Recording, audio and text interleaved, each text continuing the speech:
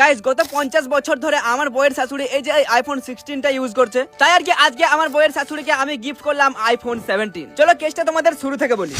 বেশ কয়েক বছর ধরে আমার শরীরটা অনেক খারাপ, প্রচন্ড জ্বর এসেছে, তাই আর কি ঘুম থেকে উঠে কোথাও যাইনি, বইয়ের শাশুড়ির সঙ্গে গল্প করছিলাম। আর গাইস কয়েকদিন আগে এই যে আমার বইয়ের শাশুড়ি বলছিল তার নাকি আইফোন 16টা ভালো মতো চলছে না, ওনাকে একটা আইফোন 17 কিনে দিতে হবে। তাই আর কি 2 দিন আগে আইফোন 17 অর্ডার দিয়েছিলাম, আমার ফোনটা আজকে আসবে। তাই এখন আমি যাবো এটিএম এ টাকা আনতে। চলো বন্ধুকে একটা কল করি। Hello, what are you doing? I am going to the ATM, come to me quickly please. Yeah okay.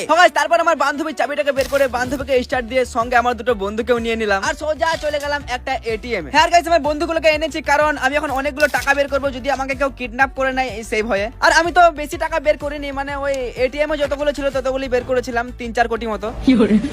R guys সেখান থেকে বাড়ি আসার সময় আমার কাছে কল আসে যে তোমার পার্সেলটা চলে এসেছে। তাই আর কি রাস্তার সাইডে একটা জায়গায় দাঁড়িয়ে পড়লাম আর ডেলিভারি বয়কে টাকা দিয়ে ফাইনালি ফোনটা আমার হাতে পেয়ে তারপর চলে এলাম ঘরে। চলে এখন আনবক্সিং করে তোমাদেরকে ফোনটা দেখাই। 1 2 3। এই যে গাইস আইফোন 7, ও সরি গাইস এটা আইফোন না অ্যান্ড্রয়েড বটে। তবে যাই হোক আজকে মাকে ফোন দিচ্ছি, তোমরা দোয়া করার জন্য এর থেকেও বড় কিছু দিতে পারি কোনো একদিন।